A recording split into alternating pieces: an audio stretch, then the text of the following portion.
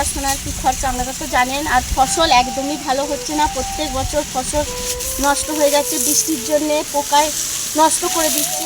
আমার স্বামী একজন হাই প্রেশারের রুগী, দেখুন কীভাবে পরিশ্রম করছে। ডাল আছে, ডাল কিনে না।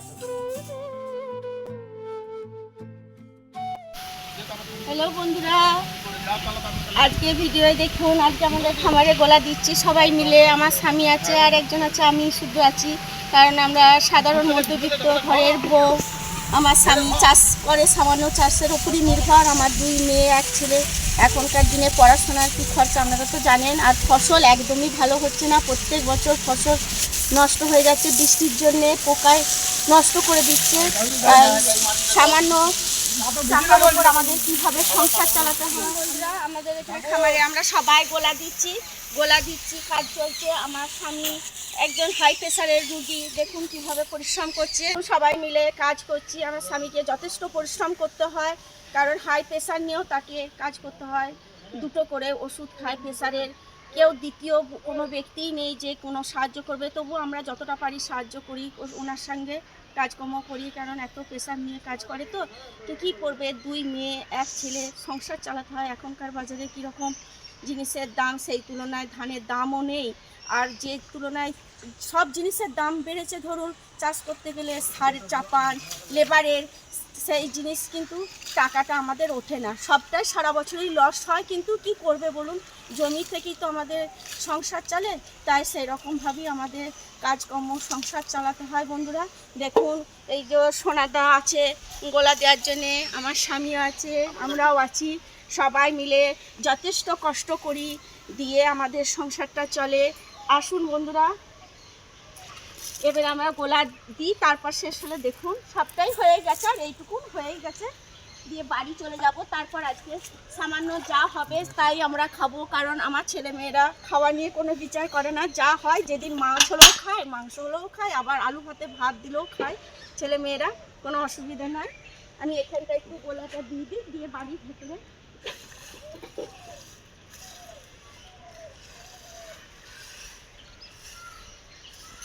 দেখুন সকাল থেকে সব পরিশ্রম করছি। এবারে খিদে পেয়েছে, বেলা হয়েছে, 11টা বাজছে। তো আমি এখন মুড়ি আনতে যাচ্ছি, তোমাদের জন্য মুড়ি আনতে যাচ্ছি।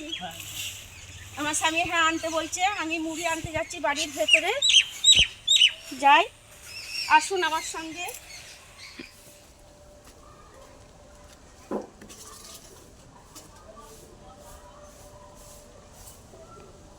গাছগুলো একটু দেখে যায়, ঠাকুর বাড়ির ভেতরে গাছগুলো আপনাদেরকে দেখিয়েছিলাম, আর একটু গাছ দেখাচ্ছি, দেখে যান গাছগুলো কেমন হয়েছে। দেখুন বন্ধুরা, গাছগুলো আপনাদেরকে দেখিয়েছিলাম, ছোট ছোট ছিল সব চারা গাছগুলো যখন লাগিয়েছিলাম। এখন দেখুন গাছে কত সুন্দর ফুল এসেছে। এই দেখুন প্রত্যেকটা গাছে কুড়ি এসে গেছে। এগুলো এবারে ফুল হবে, দেখুন ওইগুলোতেও কুড়ি এসেছে। এই দেখুন এইগুলো ছোট ছোট কুড়ি এসে গেছে। এই দেখুন বন্ধুরা, এগুলো দেখবেন, এই দেখুন ফুল ফুটছে, এগুলোতে একটা ফুল হয় দেখুন আসছে। এগুলো বাগান হয়ে যাবে একদম, এগুলোতে সুন্দর লাগবে দেখতে। চলুন এখন আমি বাড়ির ভেতরে যাচ্ছি, মুড়ির ব্যবস্থা করবো, ওরা খাবে। গোলা দেওয়ার পর শাড়িটা একটু চেঞ্জ করে নিয়েছি, কিন্তু গোবর লেগে গেছিলো, তো রান্নাটাও সারতে হবে, দেরি হয়েছে, ছেলে মেয়েরা খাবে, দেরি হয়ে যাবে। দেখো বিশেষ কিছু করব না, আজকে চপ করে রেখে গেছিলাম, মুড়িতেও দিয়েছি ওদিকে। আর আমাদের ওই যে কটা আছে, ওইটা ভাত দিয়ে খেয়ে নেব। আর ফুলকপির তরকারি হবে, আর ডাল করেছি।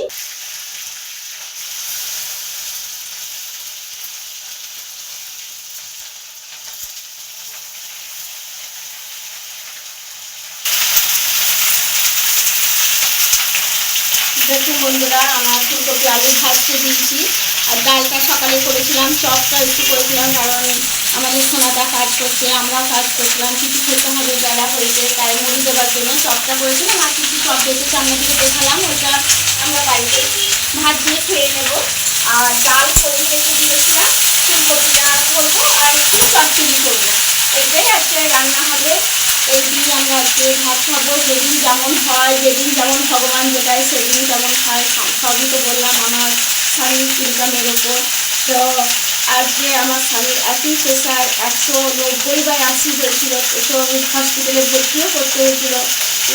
এত প্রেশার বেড়ে যায়, মাথা ফাটা হয়ে বেশি চাপের কাজ করতে পারে না। কিন্তু কী করবে বন্ধুরা, ছেলে খুবই ছোট, আপনারা দেখেছেন, সাহায্য করা সেরকম কেউ নেই, তবু আমার মেয়েরা যতটা পারে করে, আমরাও সাহায্য করি।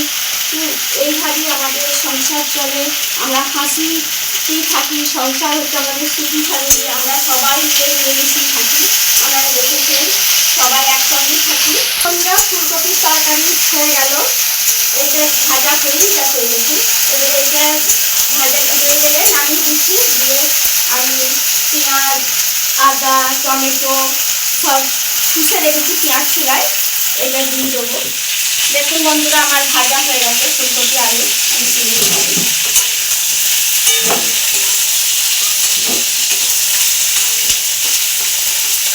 ঢেলে নিয়ে আসতে কিন্তু কড়াইয়ে তেল আছে এখনো, এটাতে মশলাটা ভাজা হয়ে যাবে।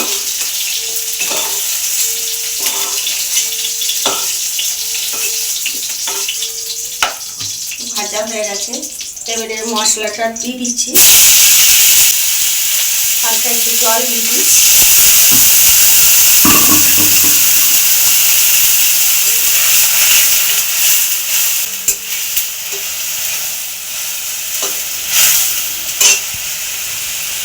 হলুদের গুঁড়ো দিয়ে দিই সামান্য,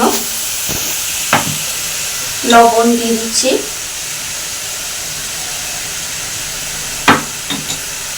একটু মিষ্টি দিয়ে দিচ্ছি,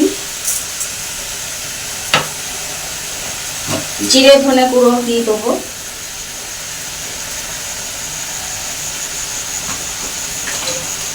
অল্প লঙ্কার গুঁড়ো দিয়ে দিব। লঙ্কার গুঁড়োটা খুব একটা বেশি আজকে দিলাম না, ঝাল হবে বলে। ফুলকপির তরকারিটা হবে গরম গরম একদম, সেটা দিয়ে ভাত খেয়ে নেবে আমার মেয়ে ছেলে সবাই। গরম গরম ফুলকপির তরকারি ভাত খেতে খুবই ভালো লাগে লেবুর রস দিয়ে। দেখুন শীতকালের দিনে বন্ধুরা একটু যদি সকাল সকাল ওঠা হয়, সব কাজই ঠিক মতন টাইমে হয়ে যায়। তো আমি তো খুবই সকালে উঠি, তো কাজগুলো ঠিক টাইমই হয়, আবার ঠিক টাইমেই আমরা ভাত খাই, যতই কাজ করি ঠিক টাইমই হয়ে যাবে।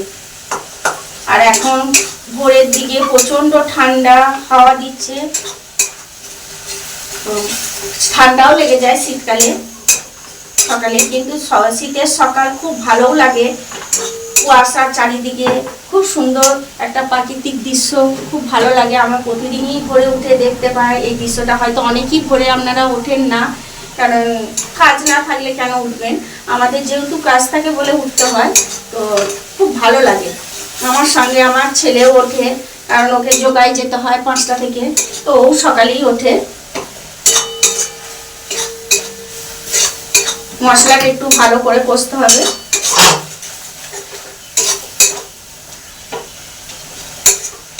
দেখুন বন্ধুরা মশলাটা আমার কষা হয়েই গেছে, এবার গন্ধ উঠছে, ঝাঁঝ উঠলেই বোঝা যায় যে মশলা ভাজা হয়ে গেছে। কাঁচা মশলা থাকলে গন্ধ হয়ে যায়, তরকারিটা টেস্টি হয় না।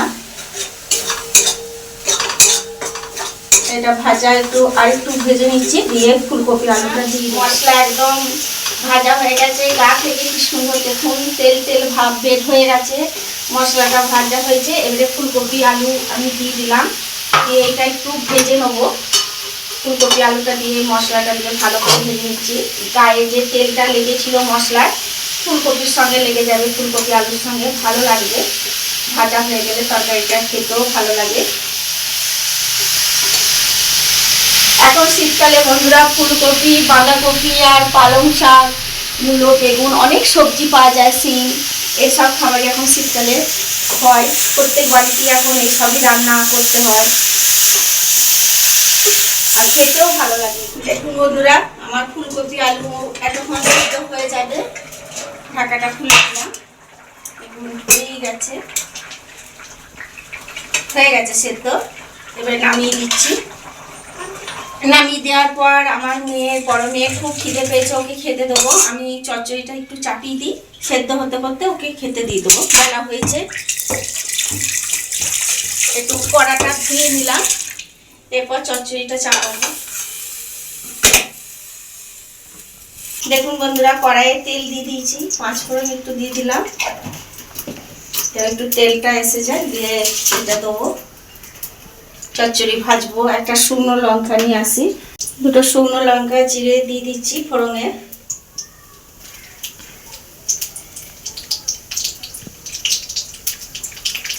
এটা ফোড়নটা দিলে খুবই ভালো লাগে, এটা বেশ একটা সেন্ট ওঠে, দেখবেন পাঁচ ফোড়নের একটা সেন্ট, একটা গন্ধ ছাড়ে, সেই জন্য দিলাম এটা।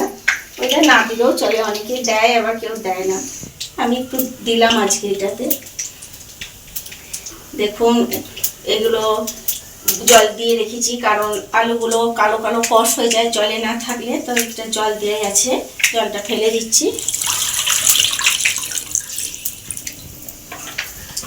আমার কড়াইয়ে দেখুন তেল এসে গেছে, যেটা পাঁচ ফোড়ন লঙ্কা দিয়েছি একদম ভাজা হয়ে গেছে, দিয়ে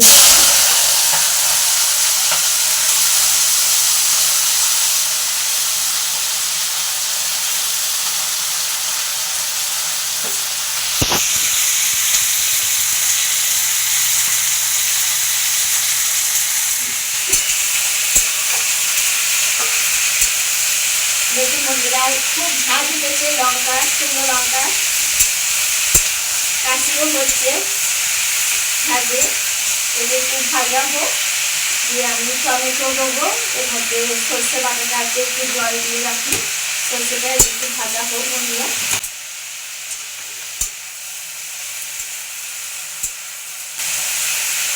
এটা আজকে নতুনভাবে একটু করছি, পেঁয়াজ দিয়েছি, নিরামিষই হচ্ছে না, এতে পেঁয়াজ কুচিও দিয়েছি, ভালো লাগবে খেতে বলে, আর লঙ্কা চিড়ে দিয়েছি, কাঁচা লঙ্কা দেখুন বেশ ঝাল ঝাল লাগবে খেতে।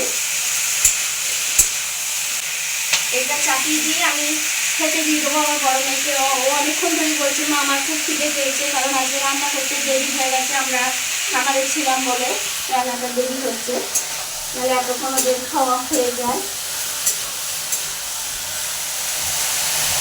দেখুন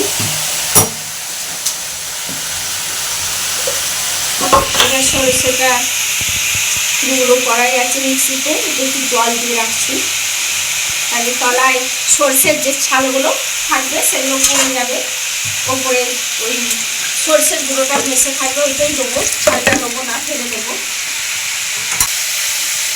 দেখুন বন্ধুরা এগুলো ভাজা হয়ে গেছে, আমি এবারে এর মধ্যে হলুদের গুঁড়ো লবণ দিয়ে দিচ্ছি অল্প করে করে। দেখুন হলুদের গুঁড়ো দিয়ে দিলাম, লবণ দিচ্ছি 8 চামচের মতো, আর হালকা জিরে ধনে গুঁড়োটাও দিয়ে দিচ্ছি, আর মিষ্টি দিচ্ছি, চিনি এটা যা ছিল দিয়ে দিলাম, আর দেবো লঙ্কার গুঁড়ো, কারণ এটা একটু ঝাল ঝাল হবে বন্ধুরা, খেতে খুব ভালো লাগে। আপনারা ঘরেতে বানিয়ে খেয়ে দেখবেন, গরম ভাতেও ভালো লাগে, মুড়ি দিয়েও খেতে ভালো লাগে, যা দিয়েই খাবেন সেটা খেতে ভালো লাগে। এই চচ্চড়িটা দেখুন শীতকালের দিনে খুবই ভালো লাগে। টমেটো দিয়ে দিলাম কুচি, হয়ে গেছে, এটা একটু ঢেকে নিচ্ছি, দিয়ে আমি সর্ষেটা যেটা জল দিয়ে আছে সেটা দিয়ে দিচ্ছি, সর্ষে বাটাটা জল দিয়ে রেখেছিলাম, দিয়ে ঢাকা দিয়ে দিচ্ছি, দিয়ে আমার মেয়েকে খেতে দেবো। এই দেখুন জল দিয়ে দিলাম, আর এই গুঁড়োটা নিই না, এটা খেতে নেই, এটা সবসময় ফেলে দিতে হয়। আর একটু জল দিয়ে দিলাম, কারণ সেদ্ধ হতে একটু সময় লাগবে, কপি ডাঁটা সেদ্ধ হতে একটু টাইম লাগে, ঢাকা দিয়ে দিলাম। এটা গরমে বসে গেছে, ওকে ভাত লেবু আর চপ দিয়ে দিচ্ছি, চপ দিলাম, এরপর ওকে ফুলকপির তরকারি দেবো, ও এখন মাখুক, আর দুটো খাবে না, একটা চপ রেখে দিতে বলছে বন্ধুরা। কিছু আজকে কিছু করিনি সেরকম, কারণ দেরি হয়ে গেছিলো, খামারে গোলা দিতে গেছিলাম না, ওই জন্য এসে এই গরম গরম ফুলকপির তরকারি, আর তুই তো চচ্চড়ি খাবি না ওইটা চাপাইছি, ওটা এখন হয় না। ডাল আছে, ডাল নিবি না তো?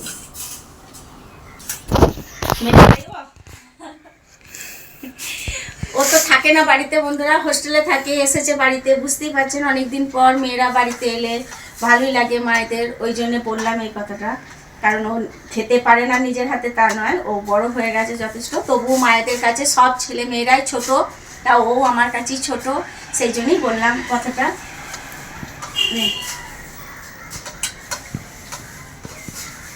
ও হোস্টেলে আজকে 6 বছর পড়াশোনা করছে, বাড়ি থেকে 6 বছর চলে গেছে, এই পুজোতে এসেছে। তা এখন আবার বাড়ি চলে যাবে। আমাদের সামনে একটা উৎসব আছে, সেটা আপনাদেরকে দেখাবো। এখন আমি বলছি না, এখন বললে আপনাদের ইন্টারেস্টটা কমে যাবে। ও তারপর হোস্টেল চলে যাবে। আর দেবো কিছু না। বেশ, ও এখন সবারই ডেলি লাইফে আপনারা দেখলেন, নতুন নতুন নানা রকম ভিডিও দিচ্ছি, আপনারা দেখছেন। কমেন্টে জানাবেন কে কেমন লাগছে আমার ভিডিও। সাবস্ক্রাইব করবেন আমার চ্যানেল যদি আপনাদের ভালো লেগে থাকে। অনেক অনেক ভালোবাসা দেবেন, কমেন্টে জানাবেন। আমিও আপনাদের অনেক ভালোবাসি, তাই আমি এত আনন্দে আছি যে আপনারা আমার ভিডিও দেখছেন, ভালো লাগছে, আমারও খুব ভালো লাগছে। তা এখনকার মতন টাটা।